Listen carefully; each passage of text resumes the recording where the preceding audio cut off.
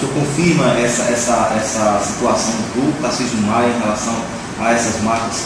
Sim, nós estamos vivendo um período atípico, né, devido ao grande número de pacientes que foram acometidos com essa virose, né, esse quadro, e subiu muito o número de pacientes que têm chegado até o Tarcísio Maia, né? Nós tínhamos uma média aí em torno de 110, 120 pessoas na porta de entrada, e esse número subiu aí para 180 pacientes, né? Isso por plantão, né, de entrada no hospital. Então isso por si só já justifica nós estarmos com todas as nossas macas ocupadas, e quando esses pacientes chegam ao hospital, e eles chegam nas macas do SAMU ou de outra ambulância de outro município, esses pacientes têm que ficar, infelizmente, nessas macas, ocupando essas macas. Isso é uma situação onde nós nos preocupamos, e por mais medidas que nós tenhamos empreendido para resolvermos esse problema, mas nós estamos vendo dia a dia aumentando a nossa demanda, né? Visto que o Tarcísio Maia é um hospital que dá cobertura a mais de 60 cidades, né? Se você somar a população dessas cidades que nós somos referência, dá em torno aí de 780 mil habitantes. Usar para afirmar que falta maca também, tirando a atipicidade da virose? Não, quando nós passamos um período, e o próprio SAMU é conhecedor disso, onde nós não tínhamos esse problema, né? Quando nós assumimos a gestão em 1º de abril, nós enfrentamos naquela época um período onde realmente tinha uma deficiência muito grande, mas nós conseguimos mais do que dobrar o nosso número de macas. E como estava controlado esses quadros viróticos, nós não estávamos vivenciando um período atípico, nós não tínhamos esse problema de estarmos ocupando as macas do SAMU. Estamos vivendo sim agora. Mas se você observar dentro do contexto, isso não é só o Tarcísio Maia, né? As UPAs estão lotadas, os hospitais privados estão lotados, né? E o Tarcísio Maia é de se esperar que essa superlotação aconteça diante de todos os outros mecanismos de saúde estarem comprometidos, estarem lotados, acaba sobrecarregando e muito o Hospital Regional Tarcísio Maia. Doutor, agora mudando de assunto também, são quantos novos leitos que, quer dizer, foi anunciado durante a gestão da ex-governadora Rosalba Ciarline, foi iniciada a obra, teve problema com a empresa, a obra ficou empenhada, mas veio a filantropia, é isso mesmo? Isso. Quando nós assumimos aqui essas obras, é interessante que essa reforma do Tarcísio Maia é uma reforma bem mais ampla do que só os 36 novos leitos. A reforma do Hospital Regional Tarcísio Maia é uma reforma que ela iniciou em 2011, né? Em 2012, perdão, e paralisou em 2014. Era uma reforma onde ela contemplava 36 novos leitos de enfermaria, ela contemplava a ampliação da UTI adulta, ela contemplava a criação de uma UTI pediátrica, um novo refeitório e um almoxarifado.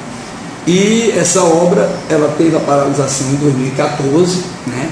E ela paralisou mais ou menos em torno de 60% a 70% das enfermarias e nada da UTI, né, na parte de UTI, e em torno de 40% do refeitório e do almoxarifado.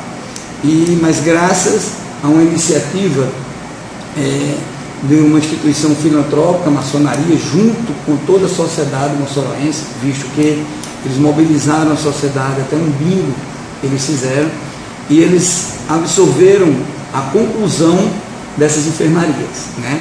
E o serviço iniciou no dia 8 de dezembro de 2015, né?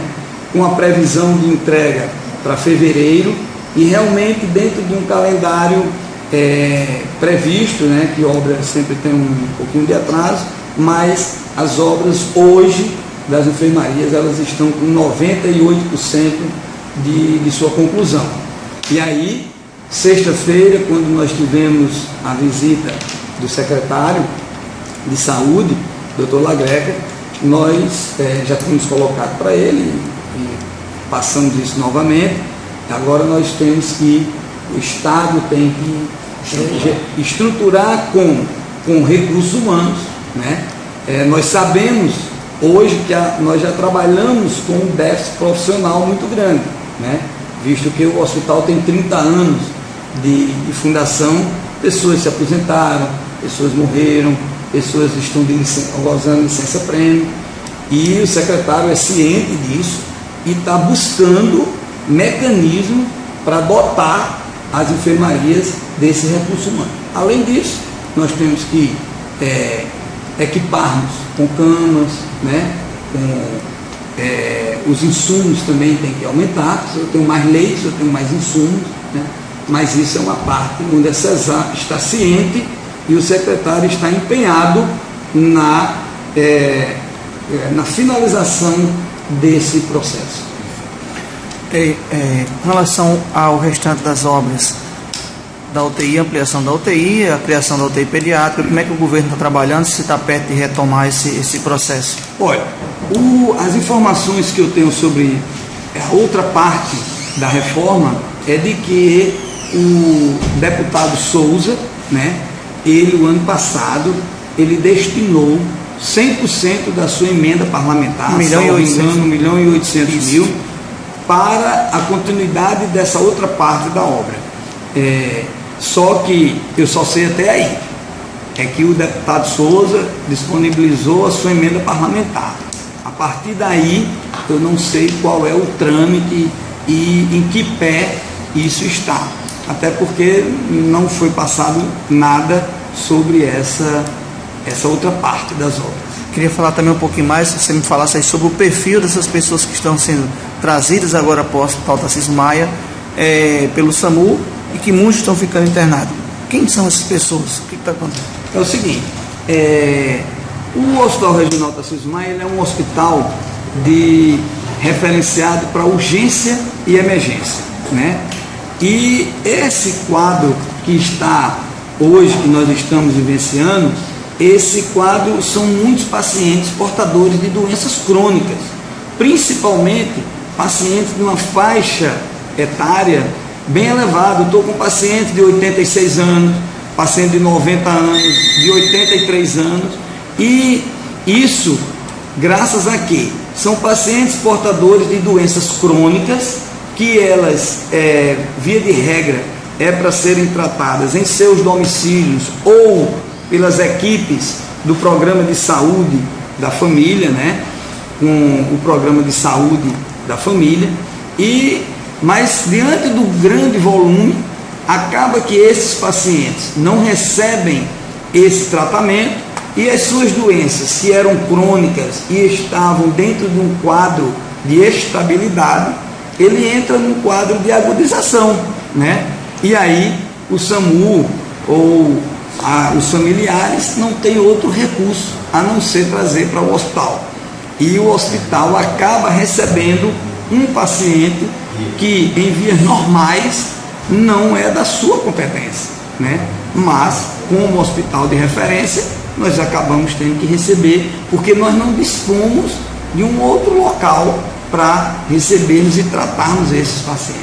E o tempo de internação desse paciente é um pouquinho mais do que os outros pacientes? Regra como de acidentes, de tiro, né? Porque assim, quando nós recebemos o paciente de trauma, né? Então esse paciente de trauma vai depender, logicamente, do grau desse trauma, mas normalmente são pacientes com 6 a 12 horas, terminou aquele período de observação, feitas as suturas, feito os exames de imagem e detectado que aqueles pacientes não têm maiores complicações, ele recebe alta hospitalar, né? Outros são cirurgiados, a cirurgia de urgência é feita, né?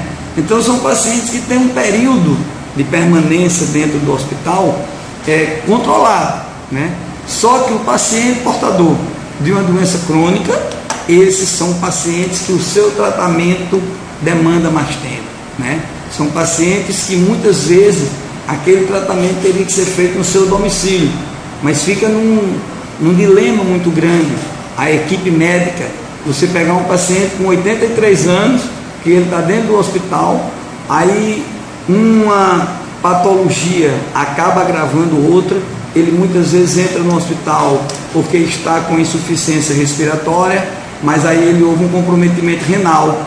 Aquele paciente que era um renal crônico, que nunca precisou fazer diálise, tem que fazer diálise, tem que fazer 2, 3, 4 diálises. Então o tempo de permanência dele do hospital acaba sendo muito maior.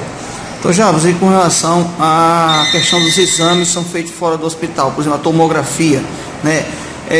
Como é que está esse processo? O Estado, ao senhor conversar com o Lagreca, trouxe alguma esperança desse processo terminar, a gente ter um aparelho novo aqui? É o seguinte, o tomógrafo, desde quando o nosso tomógrafo ele foi diagnosticado pela empresa, pelo engenheiro da empresa Siemens, porque o nosso tomógrafo ele já tem mais de 15 anos de vida útil, né?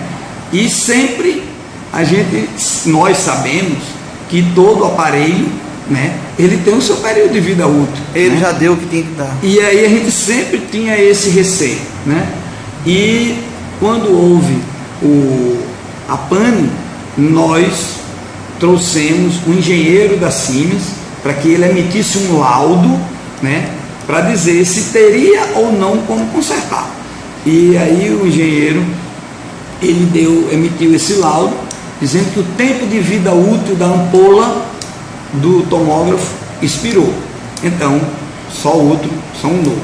E aí foi quando a CESAP recorreu ao RN Sustentável, né, para aquisição de um novo tomógrafo, né?